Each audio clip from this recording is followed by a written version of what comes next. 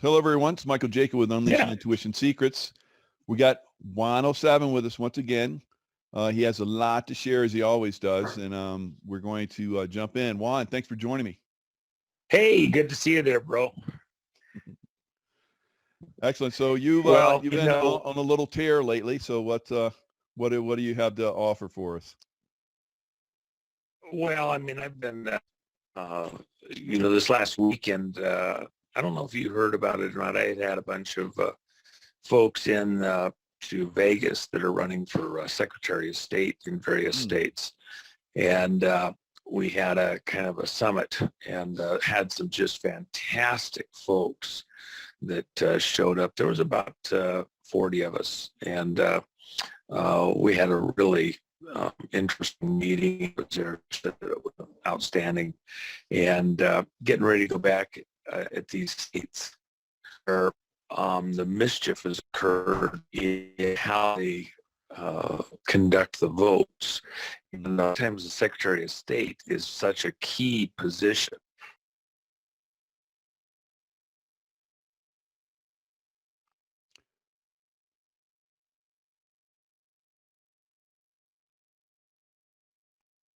It's like we're getting a little interference there. It's kind of in and out.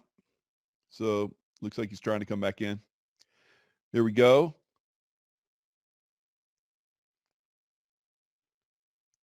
I got a visual on you. No sound yet.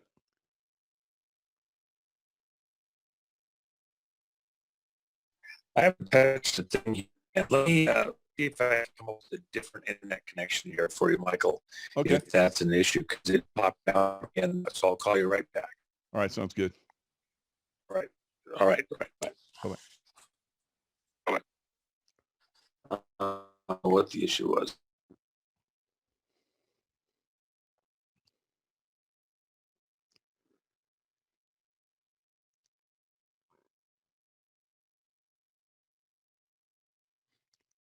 So sometimes when you come into a new place, you got to get the internet just right. So you just popped into a new place, it's traveling. So tries to set up really quick, and sometimes it doesn't always come through good.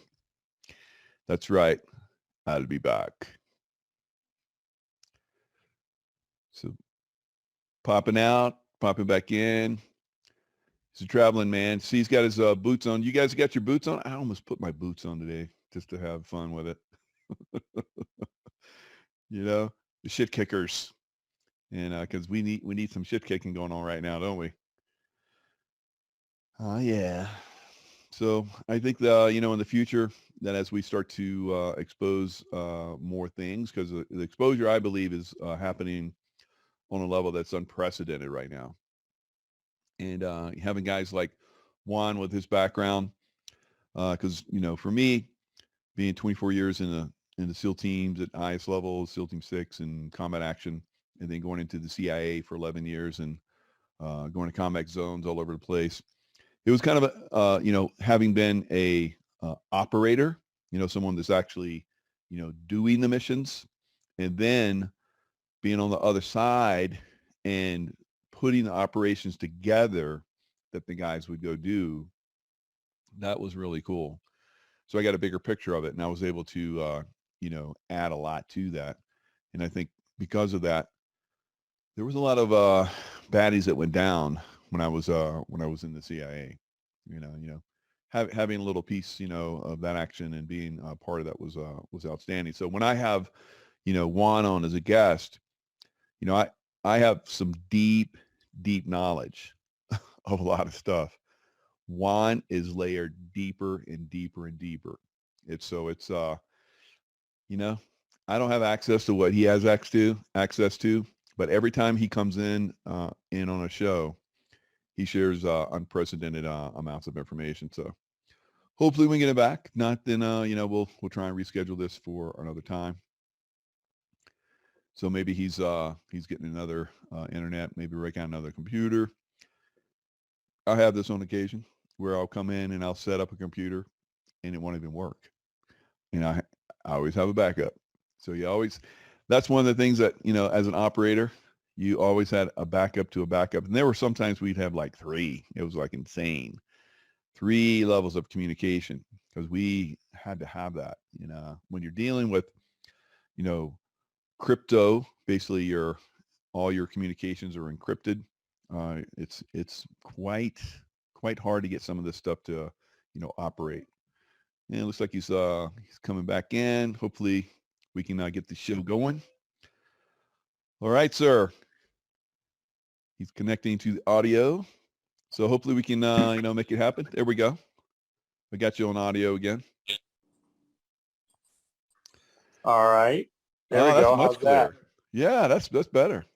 All right. Yeah. That's worth the wait. thought I had it on the Wi-Fi, and I didn't, and so I rocketed in. I thought it just automatically went onto it. It didn't. But I guess I've been gone too long. Excellent. I was just thinking about it. Maybe the next time you have the show, I'll have my boots on, and we'll just kind of make that the theme. So we'll have everybody else have their boots on, that's watching the show. Well, I was looking down on Reno when I flew over it about an hour and a half ago, and I was thinking, gosh, I got to drop in on you, and we'll have to do a show together. In fact, Joey Gilbert, the attorney there, has got some something great going on out there on the 15th. And unfortunately, I'm going to be preoccupied down in Texas on something. I'm doing a private showing of the Sound of Freedom with 'CHMK He and I are going down there, and very good. We're doing that. We're locking in the money that we need for the marketing side of the movie. Sweet. Yeah, so we can do a fall release. So, but somewhere in here, I'll darken your door up there, and we'll go see if we can find a good steak somewhere. Oh yeah, that sounds great. Yeah, you treated me in Vegas, so that was one of the best steaks I've ever had. So good. It'll be my treat. Well, I'm sure time. they got good stuff up there too. I'll bet you can find something if I get you out of it. Reno's got some good places. Yeah, absolutely. Yeah, and that's Robert David Steele's going to be there in Nevada on the 15th too. I'm looking at hooking up with him and doing something there, and then maybe actually traveling with him a little bit. So that'll be fun. The Unrigged tour. Well, and Robert and I were just talking a little bit ago, and what he's doing is a very important thing, and I'm going to be supporting that. I feel it's very important for people to meet folks like you firsthand, the sheriffs that are traveling with them, some of the other people that are running for office and currently in office. And those, you can't really appreciate just how important those in-person conversations are with folks, and kind of get a feel for how they say things. It's not just what people say, even little things in how they say it help you kind of get a better feel for where they're at, what needs to be done, how to do it best. There's some people that they just want to come off the rails, and you just can't get to real workable solutions, and because they're ranting, but the ranting isn't resolving itself down to, okay, and here's exactly what we're going to do, and how we're going to do it. And so the other side wins just because we can't get traction. You hit the gas, full throttle, never get out of the freaking mud bog. So you gotta, find ways, how you can actually get traction, get out of this hole we're in. It's just like the meetings I had this last weekend with all the folks running for Secretary of State around the country, and then working as a group.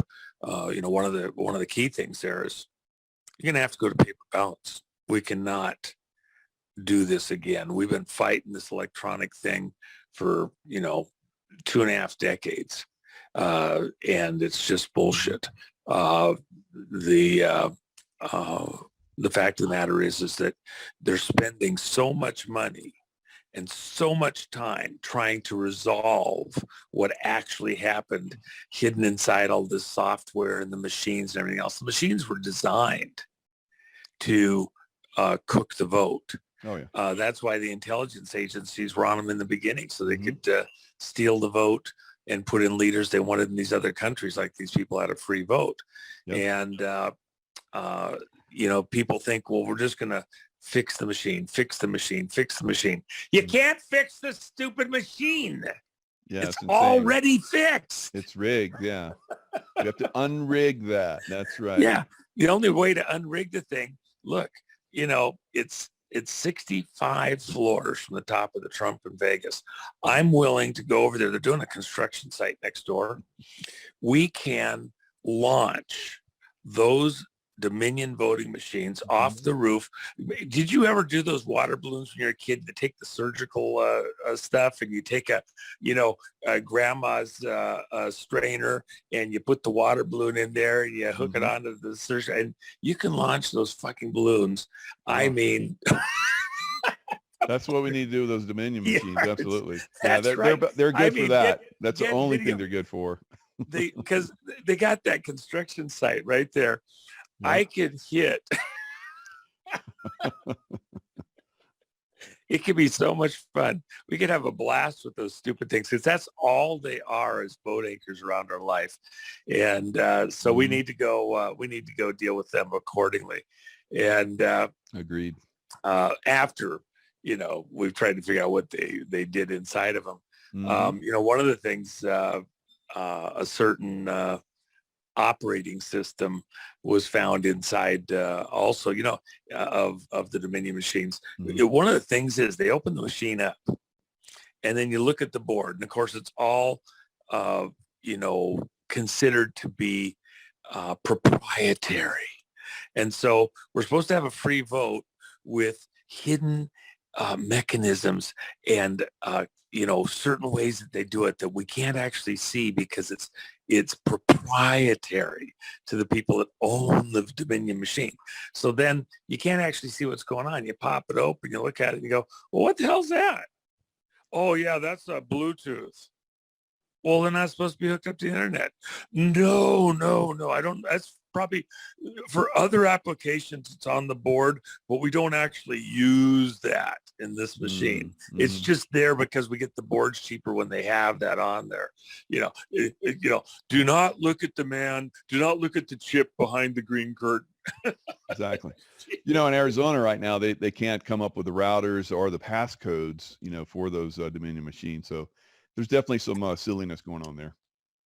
Well, and of course, Biden people are being lobbied to come in and bring the feds in and shut the whole thing down, because it's, somehow it's wrong to try to figure out what happened with the vote and what's going on. And of course, we know what actually happened. It's just about continuing the cover up. And, these people that are acting like we're somehow doing something wrong, revisiting what happened in that vote. Okay, so let's just think about this for a second, Michael. Even if we said, no, we're not going to turn anything around from 2020, but with all the concern of what happened and back and forth and even having to do the recount and everything else, let me ask you this. Wouldn't it make sense, now that the vote's over and it's done and Biden is president, wouldn't it make kind of sense, if there's people that are concerned, that we go in forensically and just prove beyond any doubt, nope, it was all fair, and let's rip those fucking machines apart, every last part and piece. Let's just lay them all out on a great big table. We get the picnic table out there, and we'll just get all the stuff out there, and all these genius computer guys can look at it and go, hey, what's that? I'm just surprised they haven't burned all that stuff, like that movie, The Last Emperor, where he asked the monks that were in charge of his little forbidden city there, what can I see the books for the last 1,000 years? And they burned the temple. So yeah, I'm surprised they haven't burned this stuff. I'm glad they haven't. Somebody's keeping a good eye on it, so that hopefully it continues. Well, I mean, that's part of the whole point. If the feds come in, they're going to confiscate all this stuff. One of the things I think I might have mentioned it even on your show or somewhere out there, down in Arkansas, when we were complaining at outer space about what was going on with the drug running out of South America coming in through the South there, and the Memphis Mafia was running all that stuff Mm-hmm. with CIA supervision, stuff like MENA, which Mm-hmm. for all that MENA is this one place there, you don't realize that you just look right on down the runway and keep looking, and out in the distance, you know what that is? That's the largest military base in the continental U.S. Oh yeah. Oh, it's in Oklahoma. It's not in Arkansas. Yeah, but it's right there. Hmm. So who's not paying attention to the flights? The guys are communicating on these aircraft coming in like it's not being seen by the military right there, monitoring everything in the airspace. Bullshit. Anyway, so they called the Senate Banking Committee, I believe it was at the time, because they have a lot of leverage. There's a lot going on there. And so they subpoenaed and wanted all the hard copy materials from all the various investigations that were going on. You had IRS down there. You had DEA. You had all the local policing agencies and state agencies. You had the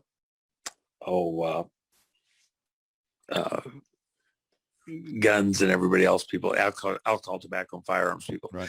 You had ATF, multiple agencies, ATF, that had all sorts of data on what was going on the drug and money and everything else coming through Arkansas.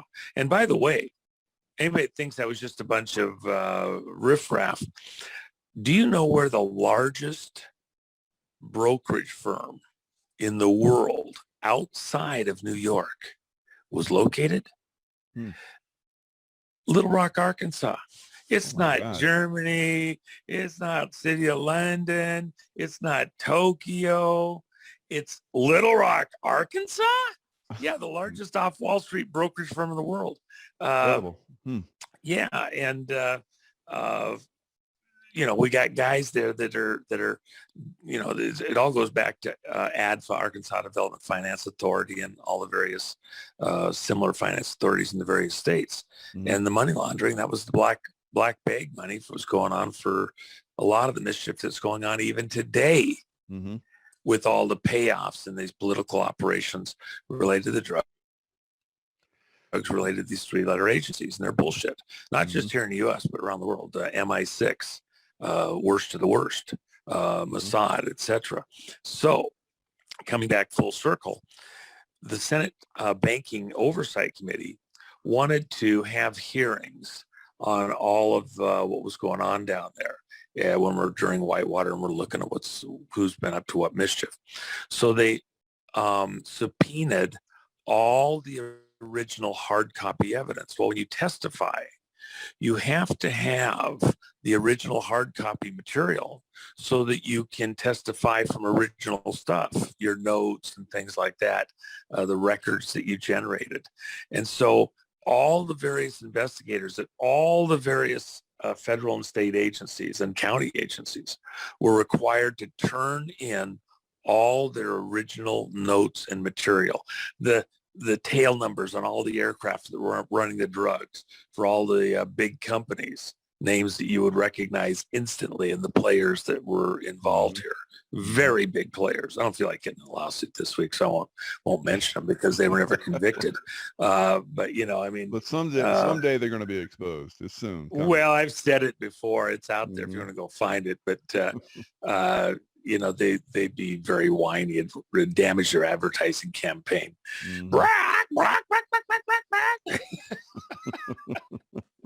It's easy to be a bazillionaire when you get loans of money and you don't have to pay interest on it and you don't have to pay tax on it. When you get a loan, crazy, you don't pay taxes on the loan.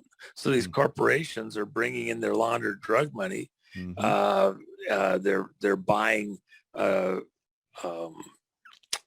bonds for these development bonds for state of Arkansas, and they're loaning the money in for, they're buying the bonds from out of the country with their drug money from all these island locations. And then the governors of these states loan them back their money. But now it's laundered, it's clean, it's clear, and it's a development bond. And so you can go build all the freaking whatever hooches you want to grow, whatever you want to grow. You can build airports and airplanes and fly stuff in from the other side of the world, have it cost 5 times what it would cost for anybody else. Doesn't matter because you aren't paying for all that. And by the way, when you get a loan and then you never pay it back, you don't pay interest on a loan. You pay interest on your profits. So they're getting all this money and they never pay any of it back. ADFA wasn't getting any money back.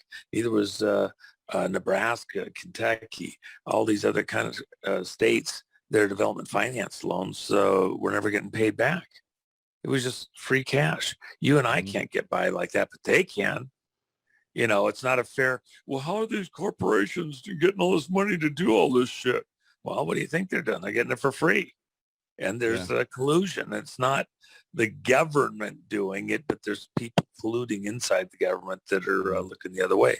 So and some of these corporations, as you and I know very, very well, are just fronts. They don't even care if they make money because they're just laundering money and other things. Totally fronts.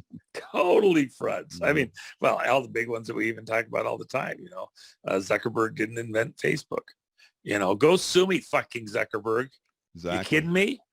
Oh yeah. Let's have that conversation. Let's have that discovery. Okay.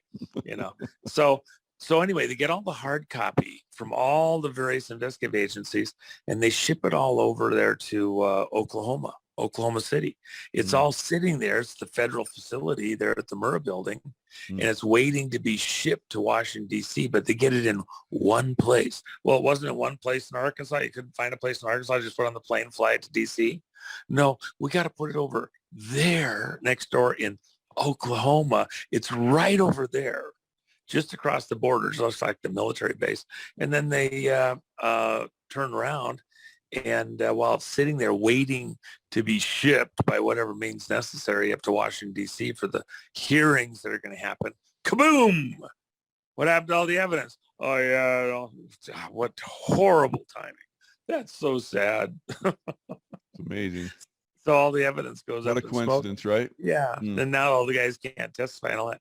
So anyway, that's the kind of mischief that happens out over time. Now, I will tell you this. Right now, even today, amazingly, a lot of stuff has been collected and it didn't get blown up when they wanted it to. Oh, yeah. It's a miracle. There's some people out there that might think everything's all over. And you think about these voting machines and it's all digital and everything else. One thing about stealing the vote digitally is that when you're transferring the data all over Kingdom Come, all over the planet, there's good guys that track that stuff and bad guys. But sometimes the good guys are watching when the bad guys do all the transferring, and we have really good data that we get on exactly who is involved. And then you have actual real guys. Sometimes they're in the right place to observe it and be part of it even, and be able to testify firsthand as well as the digital forensic data. Now, and that human intelligence that you're talking about is very, very valuable. It's even more valuable, I think, than the actual like video evidence and so forth, because I and you can have a lot of information inside us that we don't share anywhere else, but when it's time, it comes out. Yeah, there's some people about to have a very bad day. So you look at that whole situation down there in Arizona, and they want to come in there and they want to take all the stuff, and some feds show up and some Biden people show up and they're going to stop this whole thing in its tracks. Now, the one thing that's happening, by the way, so they're talking about having to shut this down in a few days, that it's going to be all over with, but yet they're not getting cooperation on completing some of the stuff. They can't find some critical things. So what the deal is, they have like some 3-day event or 4-day event there in the Coliseum where it's being counted. And so would they continue the counting in another room, consolidate things, or just move them aside and then come back in a few days and restart and keep going with the count? And so there's these questions out there, how this is going to go. The drama isn't over. It actually is supposed to be originally in the original contract, as I recall, it was 60 days or something, Mm. which based on when they started the count mid-April would amazingly, with the pause of a few days, potentially end up being just about the 21st or so of June, which is the longest day in the year. Mm. Dark to light. Interesting. So we're having a little bit of fun out here. And, by the way, as far as guys, Pat Byrne and I got a chance to spend some time together over the weekend. And, this whole situation where he was involved in, his part where they were trying to do this setup on the Russia investigation and find all the ways that President Trump, when he was still candidate Trump, was somehow colluding with the Russians in this Maria Butina situation. This very nice gal, very pro Americans, U.S., was in this very difficult catch-22 situation. And, Pat's written about it, talked about it pretty extensively, but there's still stuff that has not been made public. And the reality is, I think Pat's about to have some fun exposing some of these people. You know what's about Sweet. to happen and what's been happening? Have you noticed how over and over, just like I said, over the last couple of months, it's like Biden goes out somewhere in public, like gonna go get onto an aircraft that he's going somewhere on, and he gets on the aircraft and flies somewhere, and everybody points out, "Hey, I don't think he's got his pants on." What are you talking about? It's not Air Force One. They're pantsing him right there in plain sight. It's not Air Force One. He's the president of the United States. Well, he might be president of Congress as far as Congress is concerned. He might be president as far as the courts are concerned. But somebody over where the military decides to make designations of aircraft in the air, somebody isn't pushing the right button. Somebody isn't punching in the right letters. Isn't that Air Force One? No. Remember when Biden showed up for the inauguration that nobody could go to? Okay.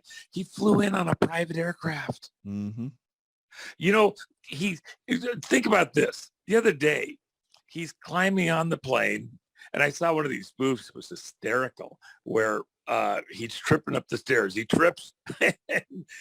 Somebody had done a spoof. He tripped like 3 or 4 times. And so he has Trump out in the golf course. He's hitting the ball. He goes wailing out there.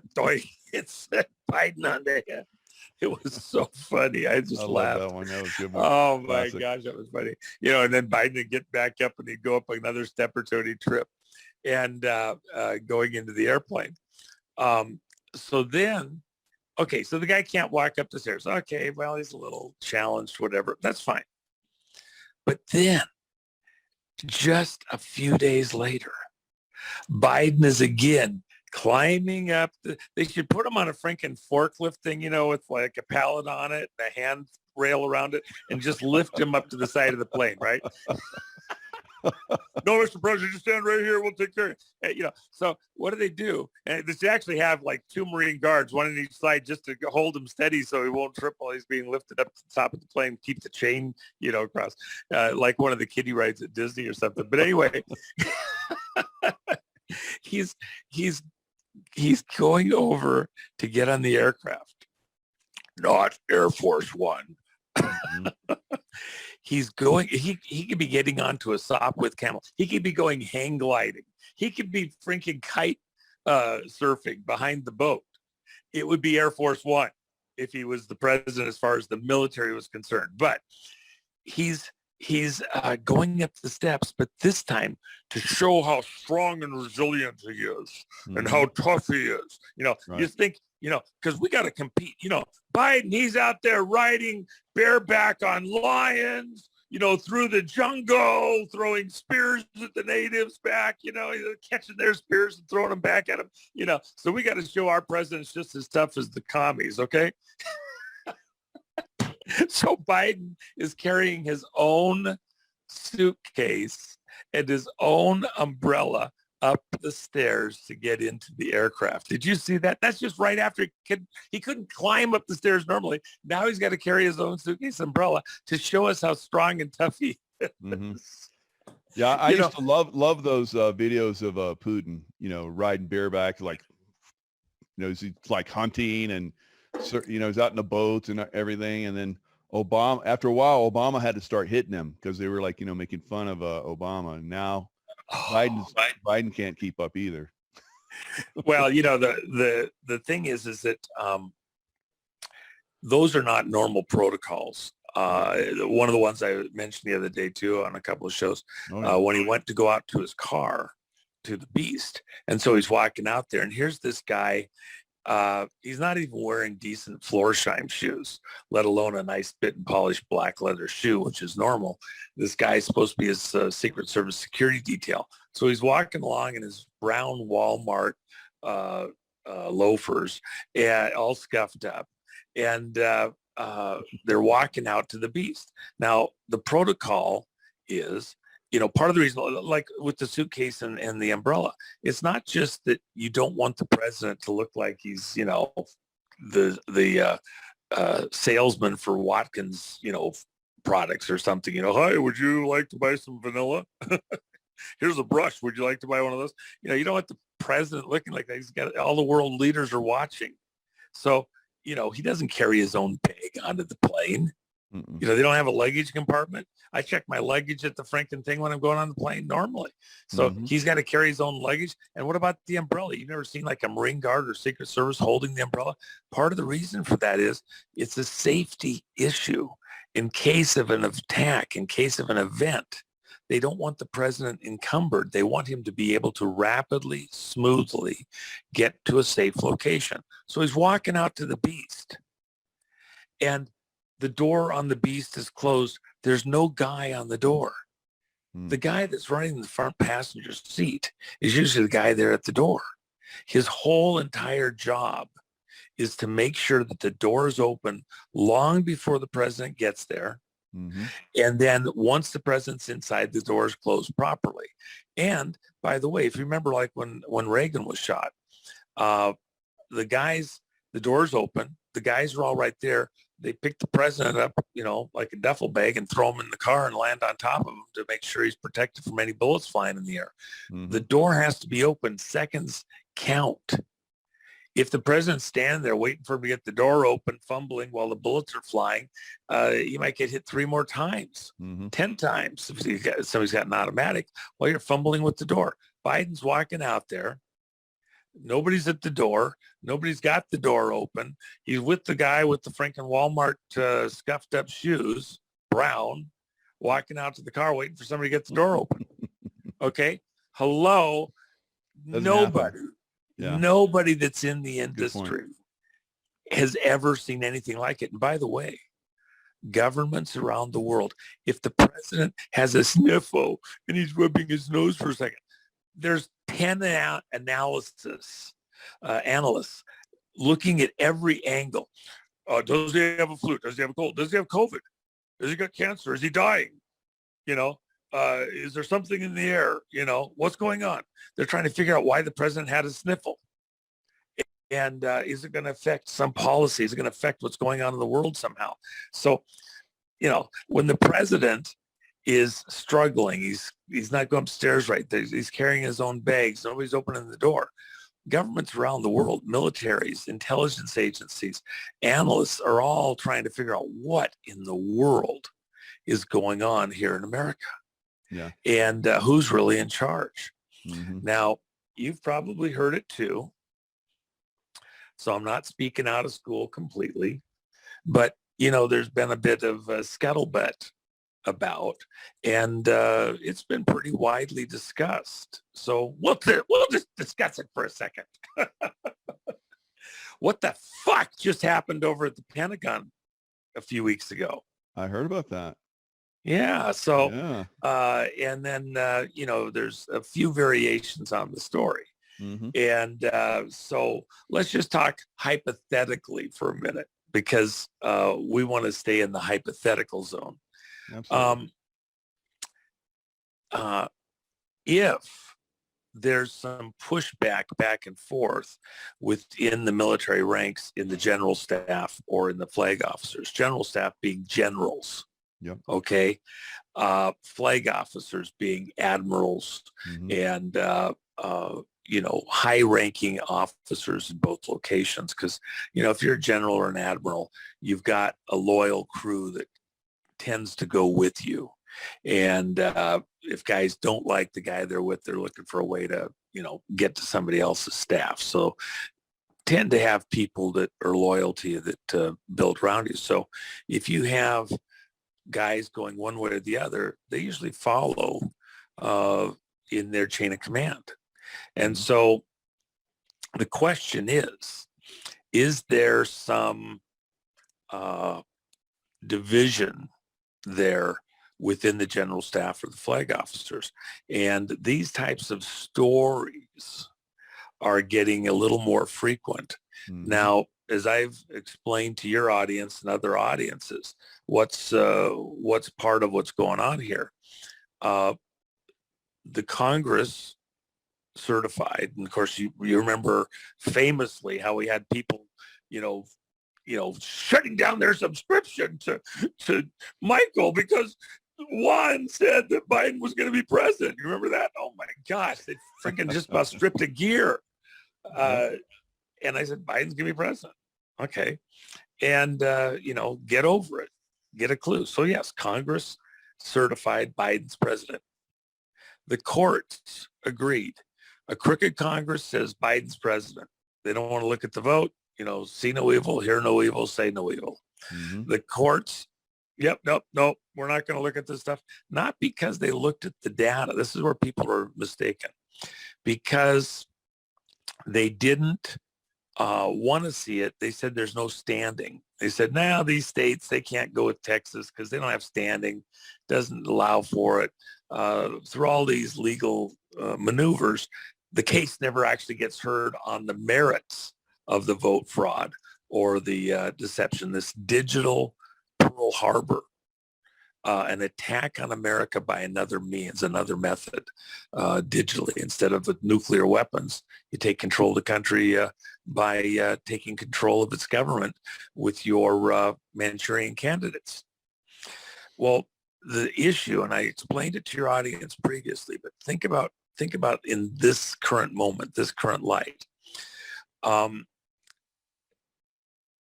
Always the military defers to civilian authority, civilian command.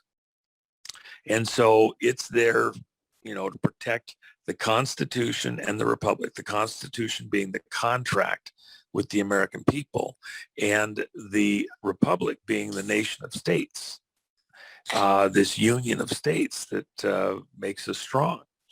And so what happens is that we have a military that is stepping aside, letting all the civilians do their thing, and whoever they've elected, whoever they say this is the person that we want to be president, commander in chief, okay, well, then he's in command. The problem is, what people have failed to grasp is that the military does not act. Their protocols are not to act while the civilian government is supposed to be acting, unless something bad happens, like they're not, maybe under command. It's a Manchurian candidate situation, a captured situation somehow. So as long as the Congress and the courts had options to look at the vote and call something in if something wasn't going right, the military is just standing by.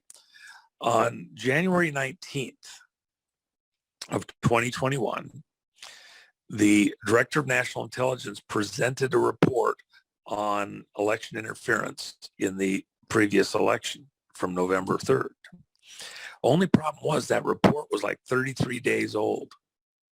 The report was supposed to be presented on the 18th of December, 45 days after the election, but they didn't do that. They had a little internal scuffle or disagreement, so they didn't present the report on time. Didn't get presented till the day before the presidency is supposed to be handed off to the new elected person, Trump for second term, or in this case, it was going to be Biden. And then you have less than 24 hours for Congress or the courts to look at what's there, say, well, looks like there could have been some interference, some fraud, some scamming, and slow it down, pause, or do something. Instead, it was full steam ahead. Now, the military has no investigative angle to come in and do anything related to the vote up to that moment in time. Then what happened was when they swore Biden in, a crooked Congress and the courts swore Biden in as the president and said, now hand over the authorities for the operation of the military and the nuclear keys to Biden. The military went, hold on. Is there a problem here? Because we also are privy to the report. It says there was foreign interference. We have all this stuff that's going on. And oh, by the way, I think we'll just hold tight for a minute because something doesn't seem right. And so, yeah, we're not going to pick up Biden with a military aircraft. He can come in on, one loan to him from one of his benefactors. And then when he gets there, they don't hand him the suitcase. All he gets is some Toys R Us colored plastic keys. Okay. Yeah, how you doing? Okay. And then I push which button. Okay. Yeah. So what you've been watching is the military has not, at the highest levels in a certain strata, not all of the military, but where it counts, at the very highest levels. Remember, Cheyenne Mountain, NORAD, Strategic Air Command are still locked up tight as a drum. Wow. Our Trident defenses locked up tight as a drum. The reality is that what we're really seeing here is we're seeing a situation where there is some kind of a disagreement within the military on whether or not we should hand over the keys to Biden. Now, the military on January 20th, at the time that Biden was sworn, put his hands on the Franken, whatever it was that he did, because there's some questions of what was actually in there. So when he did that, and the military was required to hand over the keys to the new commander-in-chief, did that actually occur functionally? I mean, you can have the briefcase there. The briefcase is just a handshake. The briefcase doesn't actually do anything except allow for the generals who are, say somebody's firing missiles in America, sub-launched missiles are on their way in. The satellites detect heat signature that's consistent with aluminized rocket fuel. And now everybody goes red. And we're under attack. So fairly instantaneously, somebody's communicating with the briefcase and they're giving advisories. This is what we believe is going on. Here's what's at risk. Here's where it's pointed. What do you want us to do? And by the way, during the Clinton administration changed the rules and said, well, we'll absorb a first strike. And then we'll strike back, believing, that the missiles wouldn't be very accurate. And so, we didn't want to start World War IV, World War III. We already beat